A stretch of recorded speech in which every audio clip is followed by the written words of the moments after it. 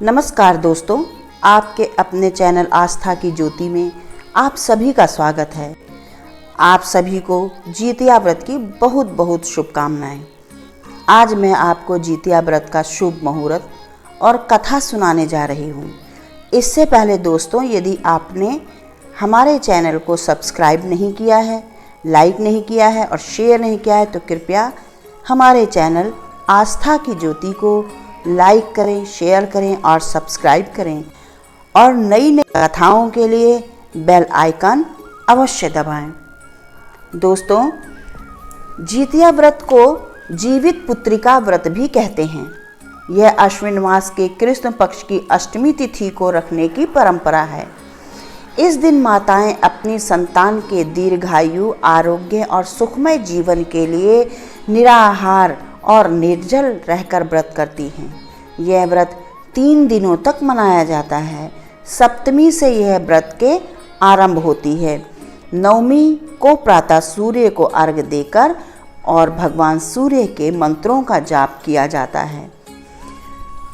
अब हम बताते हैं आपको जितिया व्रत का शुभ मुहूर्त। पूजा का शुभ मुहूर्त है अष्टमी तिथि 6 अक्टूबर को प्रातः 6:34 से लेकर 7 अक्टूबर को प्रातः 8 बजे तक रहेगा।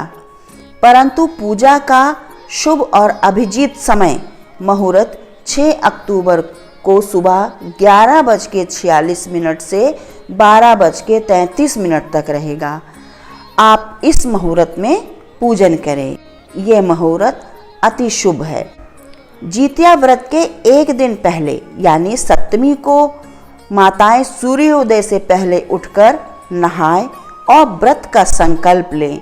फिर कुछ फल आदि ग्रहण करें। उसके बाद पूरा दिन ना कुछ खाएं और ना पिएं। दूसरे दिन यानी अष्टमी को पूरा दिन निर्जला व्रत रहें और प्रदोष काल में माताएं जीवमूत वाहन की पूजा करती हैं। पूजा के बाद जीवित पुत्रिका व्रत की कथा सुनती हैं और तीसरे दिन प्रातः स्नान करने के बाद सूर्य को अर्घ्य देकर सूर्य का पूजन जाप करके ही झोर भात, मरुआ की रोटी और नोनी का साग बनाकर खाती हैं। इस तरीके इस व्रत का पारण किया जाता है। अब आप ध्यान से कथा का श्रवण करें। कथा के अनुसार गंधर्वों के एक राजकुमार थे जिनका नाम जीवमूत वाहन था। जीवमूत वाहन पिता की सेवा के लिए युवा काल में ही राजपाट छोड़कर वन में चले गए। एक दिन वन में उनकी मुलाकात एक नाग माता से हुई जो बहुत ही दुख से विलाप कर रही थी। तो नाग माता से उन्होंने उनके विलाप का कारण पूछा।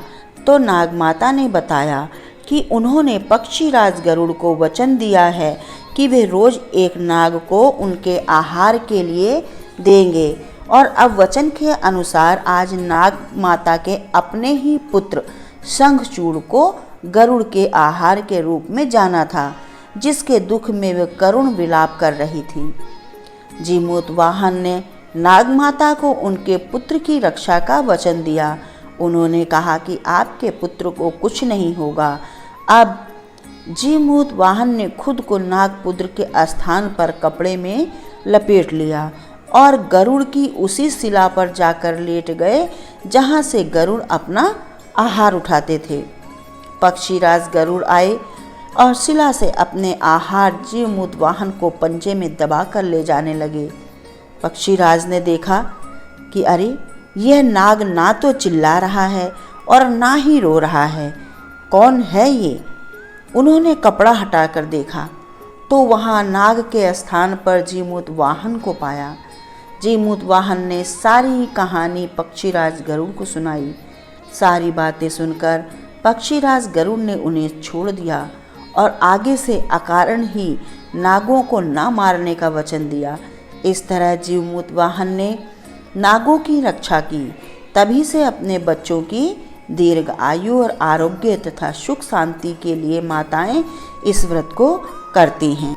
ऐसा कहा जाता है कि यह व्रत महाभारत काल से ही रखा जा रहा है।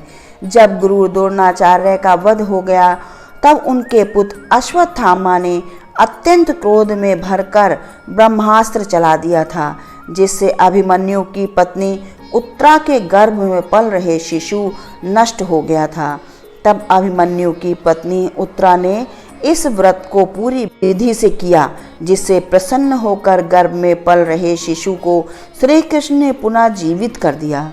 तभी से माताएं अपने पुत्र के दीर्घायु होने के लिए इस व्रत को पूरे भाव और श्रद्धा से करती हैं। तो दोस्तों, आज की कथा आपको कैसी लगी कमेंट बॉक्स में अवश्य लिखें, और जानकारी के लिए हमारा बेल आइकन अवश्य दबाएं। और ऐसे ही सुंदर सुंदर और प्यारी प्यारी कथाओं पूजन विधि जानने के लिए आप हमारे चैनल आस्था की ज्योति से जुड़े रहें। लाइक, शेयर और सब्सक्राइब करें। एक नई जानकारी के साथ, एक नई कथा के साथ हम फिर मिलेंगे। तब तक के लिए जय सिया राम। धन्यवाद।